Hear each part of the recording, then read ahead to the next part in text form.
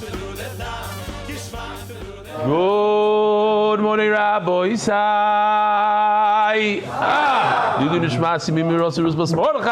Boys, we have a few more.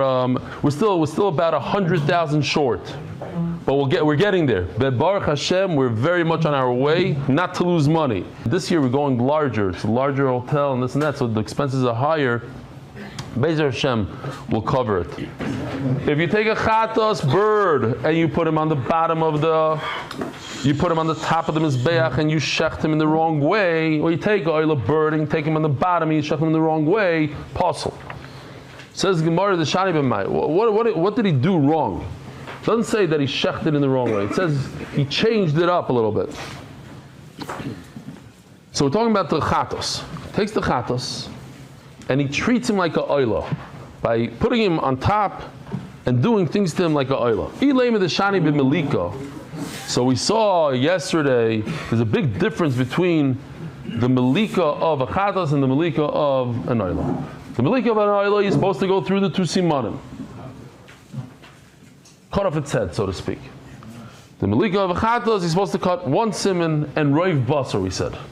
That was the end of the Gemara. One siman and also the big chunk of meat over there. Name of the loiker of Rebbe Shimon. Whoa! So he took a chatas and he brought it up, and instead of cutting one siman, he cut two. But yesterday we learned that according to the son of Rebbe Shimon Bar Yochai, Rebbe Lazar says that it's fine by a chatas. You're allowed to do it. And why does the Torah say lo yavdil? What do we say? Not necessary. It's not lo yavdil, like the video. It's not necessary. It's like maybe it's not necessary to cover a pit, but it's not necessary. But you could. So you're telling me it's not like your laws of Rebbe Shimon? He says you could cut both through both. So what's the problem? You took a chatas bird, you brought him up on top of the red line, which we're going to see you're allowed to do malika anywhere. The Eved, you could go anywhere, and he did the malika like a oila, and he did two simanim. No, that's perfect. He said. It's just a recommendation. It's not necessary, but you could. Yesterday we already established. If you look at the last words, where was it? Here, Daf Samachay Beis, 4 lines down. Masnisin the loiker Rebbe Shimon. That was our whole sugya. It doesn't go like Rebbe Shimon. We already established that. Says the Gemara. Okay, loy the shani bazah. It's not that he did the malika different. It's pshat that he did the hazah different, meaning he didn't do hazah. We're talking about a chatas now. A chatas, by the way, think about it for a second. It's an interesting way to remember which carbon you do hazah and which not. We have the oilas ha'oif and the oilas chatas. Where do you do oilas ha'oif? You do oilas ha'oif on top. What are you standing on? On a ledge that's this wide. It's 1 amma. Hazah means you sprinkle it from a distance. If you're up against the wall, you can't sprinkle. You're not yaitza sprinkling. You have to take it back. Where do you take it back? When you're standing on the ground, on the floor of the Beis Hamikdash. So that's only for a chatas.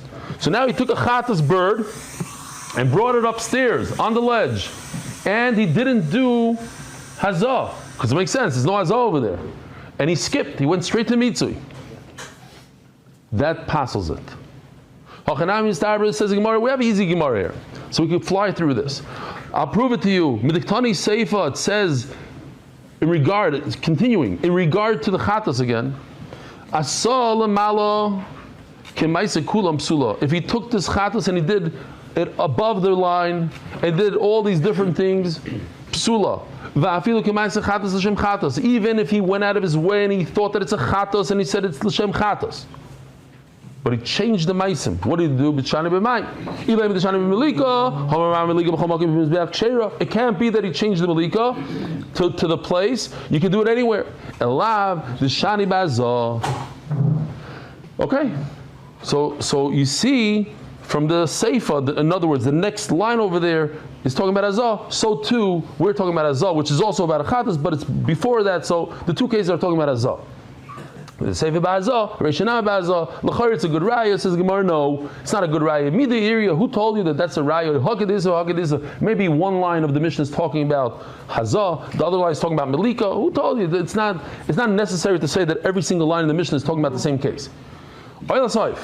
The same idea, again, we're going to go through the same thing again. You took the oila bird, and instead of shechting him, instead of taking care of business on top of the red line, you went on the bottom of the mizbeach. And he changed it up, says the Mishnah. Pasul. The shani b'mai, what did he change? Eli with the shani b'malika. Again, oila bird, he's supposed to cut through 2 simanim. Over here, he decided to do 1 siman. An animal that gets run over by a car has tumas nevela, gives you tuma. So let's say you have a cow that got hit by a car or just died a natural death, you touch it, you become tamei. If you shech the cow and it's very dead, you touch it, you're not tamei. The shechita removes the tuma. By a bird, if a bird gets run over by a car and you touch it, you do not become tamei. A kosher bird. You do not become tamei. But if you eat it and swallow it, you become tamei through the swallowing. If you do shechita to it, it removes the tuma. If you do malika to it in the Beis Hamikdash, it's like shechita, removes the tuma. If you do malika to it in your backyard, that's an avela. You killed it, you murdered it. That's not a shechita. And then it would give you tuma. What about in the Beis Hamikdash, you did malika to a bird, to this pigeon, and then you messed up and you took this chatas bird and you brought it on top of the soivev, and you didn't do azah and you did mitzui. What just happened? You ruined it. Pasul. Does this bird give off tuma? At the end of the day, you messed it up. You gave it malika, but you didn't finalize the avodas over there. Says the Mishnah in a second. I guess I'm going to have to explain it again. But says the Mishnah, no, the malika is good. It removes the tumah. I don't care what you messed up afterwards. It says in a second. We're going to learn. That's the seifa. What's kulan? All these mess ups in our Mishnah. You took the oil, put it on the bottom. You took the chatas, put it on the top. You didn't do mitzvah. You didn't do this, that. It doesn't create tumah when you eat it. Why? Because you did malika. Name it like Rabbi Yeshua. This is really our whole sugya today. This Rabbi Yeshua. It's a fascinating Rabbi Yeshua. Dig Rabbi Yeshua, Homar ein moyalin. As we're going to see, until we get there, sort of, it's going to take like a whole amit to understand what he's saying. But the bottom line of Rabbi Yeshua is that if you take an oila, he says a tremendous chiddush. You take an oila bird. What's an oila bird? Designated. The owner says, I want to bring an oila. A woman has to bring an oila after she gives birth. A bird. She brings the bird, and the kohen takes the bird, instead of putting it on top of the red line, he brings it on the bottom, and he does everything like a chatas. He thinks in his mind it's a chatas, and he does melika like a chatas, which means 1 siman instead of 2. Says Rabbi Yeshua, it flips into a chatas. You hear this?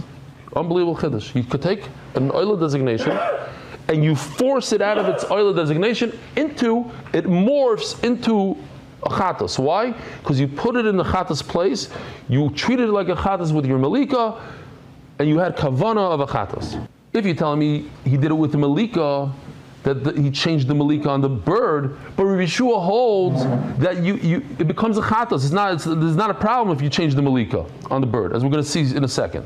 And everything goes like Rabbi Yeshua. In other words, you remove. What does ein moyalin mean? Ein moyalin means that if a kohen uses it, he doesn't have to bring a carbon. He didn't do an aver. Why? Because it actually changed into a chatas, and when it changes into a chatas, it's a chatas, and a kohen can use it. It's meant for a kohen to eat. So the malika is good, not bad. So we have to say, so what did he change up over here? Again, he took a oila bird from the top and he put it on the bottom. It can't be that he changed the malika, because that would be perfect according to Yeshua. It's a good chatas. So what did he do? Ela b'mitzui. He changed up, instead of doing, he messed up the mitzui. Says as Gemara, Ema Seifa, Oil Soif Shasol Mata Kamaisa Chatos, L'Shem Chatos. You take the oila bird and you bring it down below and you do it like a chatos. Rabbi Lezer Oim Moyalin Ba, Rabbi Yeshua Oim Moyalin Ba. Yeah, that's what we just mentioned. According to Rabbi Yeshua, it turns into chatos, so it's fine. There's no milah. The shani b'mai. And over there, what did he change? That he did azah instead of mitzui. That's what it means, mitzui. Yeah, he did azah instead of mitzui. Rabbi Yeshua says this whole beautiful idea of morphing from an oila into a chatos only when he changes one thing, that he did one siman instead of two simanim. But not if you change the mitzui, not if you don't do hazah, it doesn't flip into chatas by not doing hazah. The mitzui miyamar. You'll see in the sugi later. It doesn't make any sense. If he changed up the mitzui to hazah, that it should change, it should morph the bird from an oila into a chatas. So what did he change up here? In this seif over here. Vela ben Malika, he changes the Malika. The ratio we said he changed up the Malika. The Mitziyasa, we said it's the mitzui. The middle part. And now we're saying they changed up Malika. So what's the question? There's no consistency, there's no, okay, whatever. It's not symmetric, that's the word I was looking. It's not symmetric. The Mishnah, we like to put the Mishnah in one case. So Reisha v'Seifa b'Malika, the Chatas over here, in this Mishnah over here. U'Mitziyasa, when we're talking about Ayla b'Mitzui. So it's different cases. You're right, Reisha v'Seifa b'Malika, it's not the end of the world. The different cases, b'Mitziyasa b'Mitzui, great. Okay, here we go. So we just do Chazarah now. Says the Gemara, Bekulon ein metamim beis habliya. All these cases, even though you messed up on the chatas, you brought it up on top of the red line, and the oila you messed up, you brought it below the red line, and you did whatever you did. It was a mitzvah different, the malika different, whatever you did. But the malika removes the tumah from it. So even if it got ran over by a car and you ate it, not metama. So says the Mishnah, the Kulon, if you did malika to all these birds, even though later on, the next step, you messed up, it removes the tumah. Umayalim bahem, they have a regular halacha of kachim, and kachim, if you use without permission something that's owned by the Beis Hamikdash, you're over ami'ila. Umayalim bahem, you're over ami'ila. What happens when you're over ami'ila? So you have to pay the Beis Hamikdash a fifth, which in English is called 25%, plus, no. I say this over and over and over. 25%. Okay, let's get it through. A fifth of the Torah is 25% in English. I said in English. What do we call it in America? 25%. What the Torah calls a chaimesh, a fifth, we in Panovich call it 25%. It's the fifth of the final amount.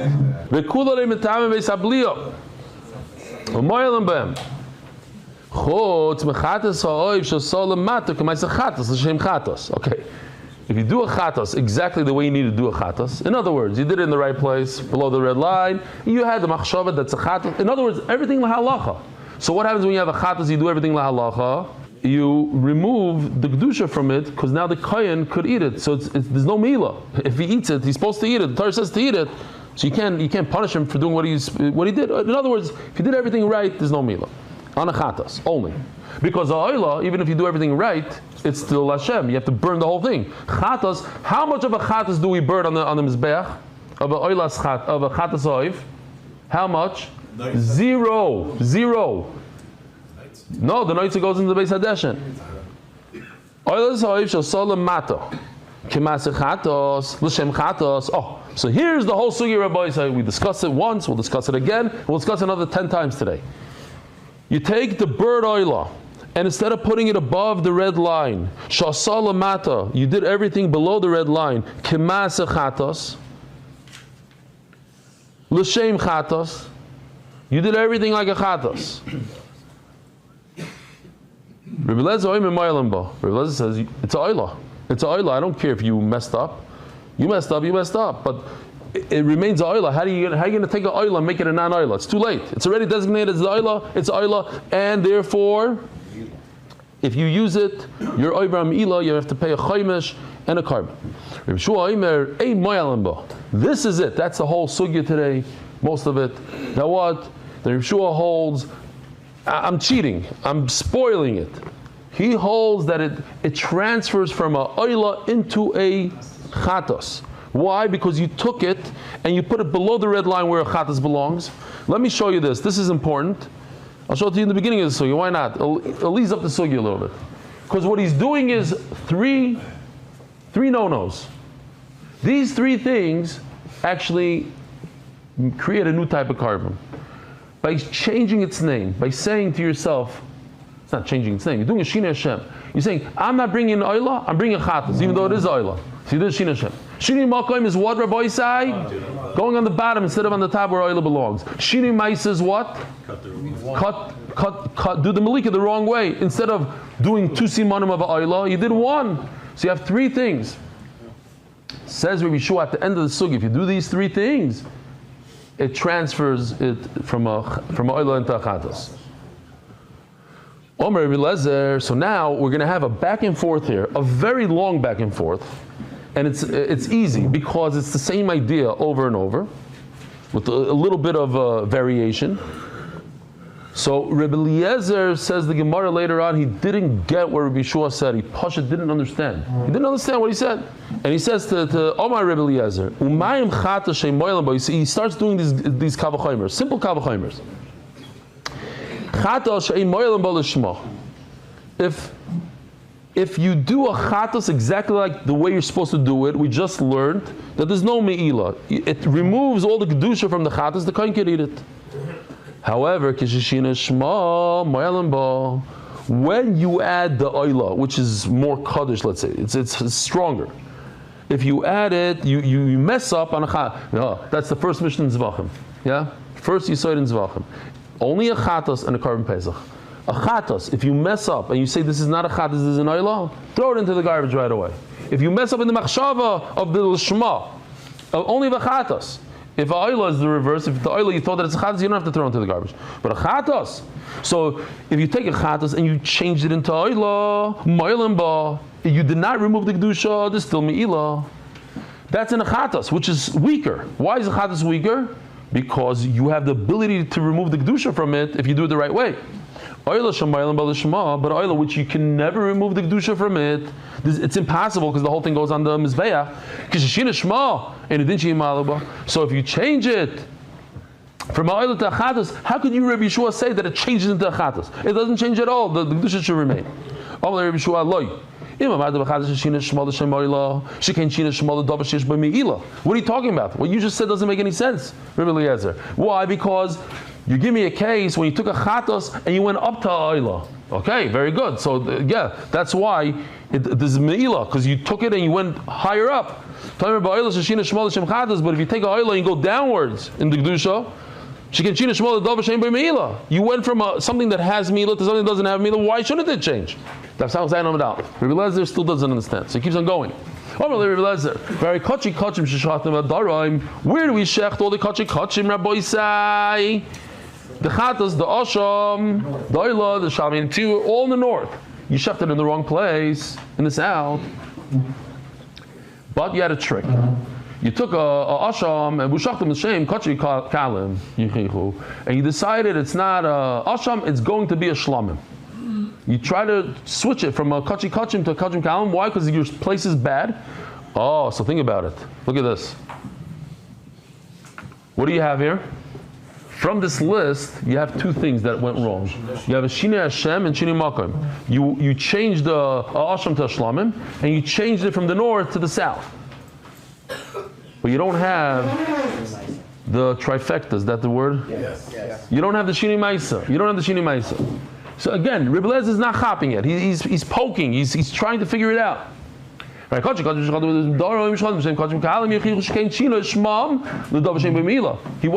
Kachikalim. And there's still Me'ilah, there's still a Asham. And you, Rabbi Yeshua, shouldn't have changed it. By Oila, that you took Oila and you made it into Chaz, so by your case, that you took an oil and you went downstairs and made it into Chatas, how could it change into Chatas? There should still be Me'ilah. There's a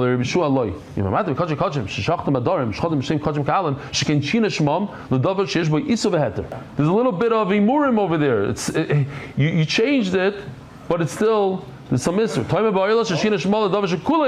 Just one thing. Here, by a Chatos, when it goes from an oil into a Chatos, there's not a single part of the chatos bird that a kohen can't eat. The whole thing is for the kohen. Whereas before, the case of asham to shlamim, there's still going to be something yisr there. So the Gemara continues. The argument continues. Okay, continue. It's the same idea, Rabbi side. Wake up. It's gewaldig. Asham, which is kachi kachim, which was shechted where? In the right place. L'shem shlamim. But he had what? What did he do wrong here? Shinui Hashem. He changed the designation. Instead of Asham, it was shlamim. Yichia. Sheshina shmoi umayalim boy. There is Mila.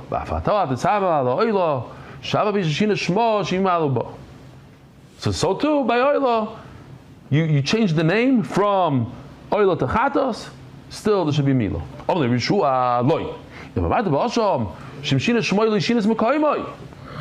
So go back to this chart over here.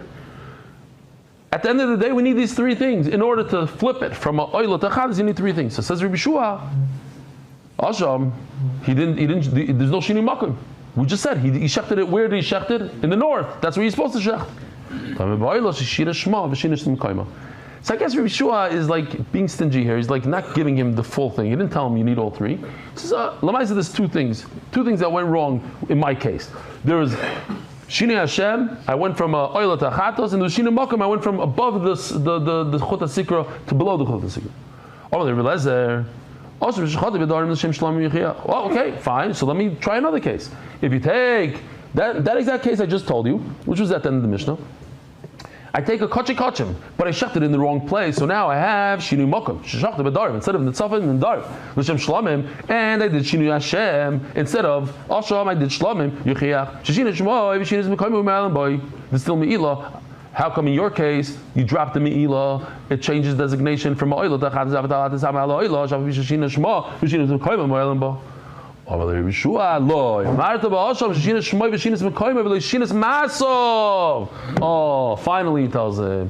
says over here we have three things going wrong. You took a oila and you called him a chatos. In your mind you're doing a chatos. So it's Shini Hashem. Shini Makim, you went from above the red line, you went to below the red line, Shini Makim. Shini Maisa, what does the Shini Maisa Rabbi say? The Melika. Instead of cutting two simanim, cut one. How come Oile did all three things, and that was it. Rebbe Lazar didn't say anything, and they bring in that goes v'tziyunim. It says ishtik. He's quiet, even if you don't add that. Why was he quiet? So let's do it again. Asham, it's kachi kachim. Sheshachti b'darim, what's that? Shinu Makom. You went from Tzafin to Darim. L'shem Shlamim, what's that? Shinu Hashem. B'Shinu Bailim, what's that? Says Rashi, that's a Shinu Maisa. By changing, you have to say that. Otherwise, what is he asking? But Rashi says that going for different ownership, saying you gave me the animal for you, too bad. I'm giving it to so and so to do that. That's a Shinu Maisa. Says the Gemara, how come Rebbe Lezer didn't answer this thing? He understood. He went down to the bottom of it. He finally got what Rebbe Shua meant there. That you need three things. Here we go. Oil Saif, which belongs above the red line, Shasalamata, which is what? A Shinoi Mokim. Kemaisa Chatos is what? No, Kemaisa Chatos means he did the Melika like a Chatos. He only cut one thing. This is confusing because it's different than my list. The Shem Chatos is what? What do we would call Shem Chatos? Shina Hashem. So here's the trick. You only cut one siman instead of two simanim, so v'nasis chatas ha'oif, it morphs. Says Gemara, ihachi chatas ha'oif nami shel solam malakamai sa'oila. So why don't we do the flip? Take a chatas below the red line, bring him above the red line. So what do you have? Oh, shinoi mokaim. And instead of a chatas, you call him ha'oila. It's a shinoi Hashem. And instead of cutting one siman, you cut two simanim, and that's a shinoi maisa. And you should flip a chatas into a oila. You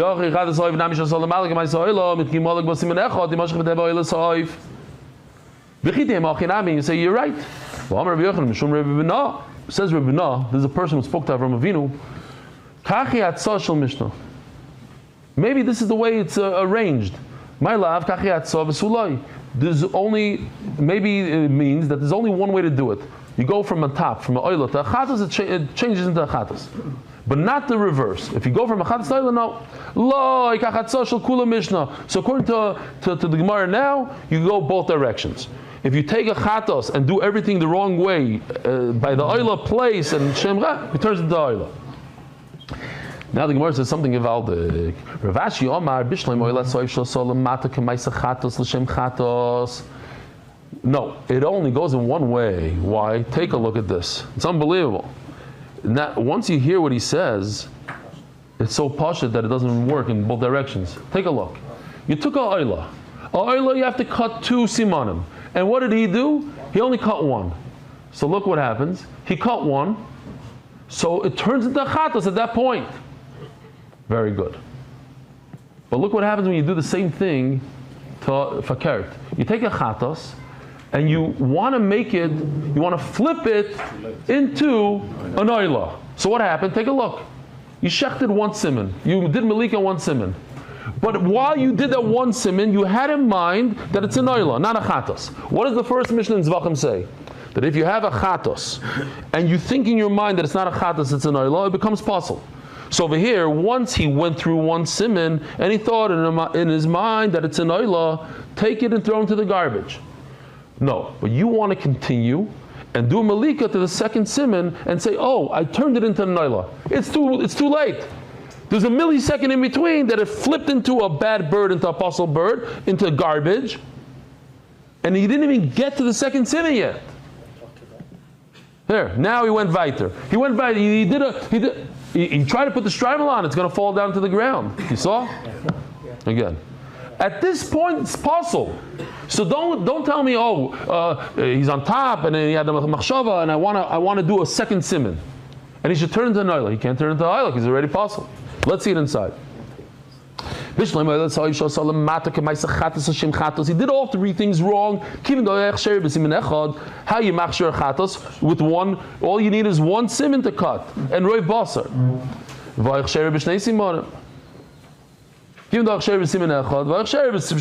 Fine, he's already kosher 1 siman and he went right, he did 2. At the end of the day, you cannot do oilas oif below the red line. When you did 1 siman, it becomes a chatas oif before it became possible. I'm talking about on the bottom. When you take the oila, you put it on the bottom. So before it even became a oila, by doing 1 siman, that's all you need to do by a chatas, it flipped into a chatas.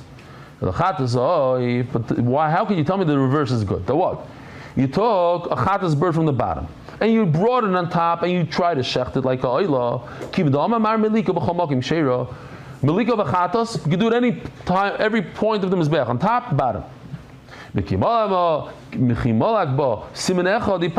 as he did 1 siman, it became possible.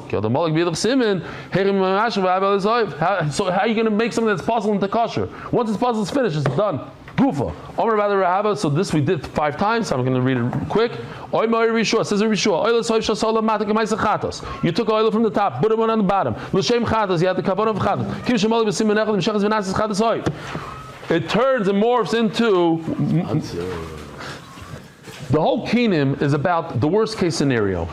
It's a riddle. The whole Masech is a riddle. It's a mathematic riddle, and it's simple math. Bemis, 1st grade level math. Chatos lezu v'lezu. What happened was you have 2 women. When a woman gives birth, 1 woman, she gives birth, she has to bring an animal for the oila and a bird for a chatos, I think. Yeah? She brings 1 bird, 1 animal. Okay? No. Typically. Now, if she doesn't have money, 2 birds. So we're talking about a woman that doesn't have money. 2 birds. One is a chatos, one is a oila. By the way, there's 2 types of birds you can bring. You cannot mix the 2 birds. So if you bring pigeons, you bring 2 pigeons, chatos oila. You're bringing toirim, you bring the similar doves, chatos oila. So Rachel brought an oila. So I remember in my mind, Rachel, she was the first one that's supposed to marry Yaakov. Avinu, Rachel, she's tzaddikas. She brings the oila. Leah brings the chatos. So now, what does Rachel owe? She brought already an oila, she owes a chatas. What does Leah owe? An oila. So they went to the store, and with 1 swipe of the credit card, they bought 2 birds. A chatas for Rachel, a oila for Leah. And they brought it to the kohen. Now the kohen messed up. What's the worst thing he could do to mess up? And after he messes up, how many birds do you have to bring? So he brings the oil and a chatos. Now, in the way he did it is that you see how there's a blue halo around the oil? That represents Leah. The pink represents Rachel. Okay. So now, what if he shechted both on top of the red line? This is so simple. He shechted both on top of the red line as an oila. What happens? One is kosher, one is not. The chatas is no good. Chatas goes along. What if you put both of them below the red line? The reverse happens. The oil is not supposed to be there. What if he doesn't know which one is what and he did one on top, one on the bottom? What's the worst case scenario? That he put the chatos on top and the oil on the bottom. And Memela, both are apostle. Rabbi Isai, we'll get there tomorrow. Have a wonderful day. Merit the schus of spreading Torah throughout the world. Sponsor a shir today. MDYsponsor.com or sponsor at MDYDaf.com.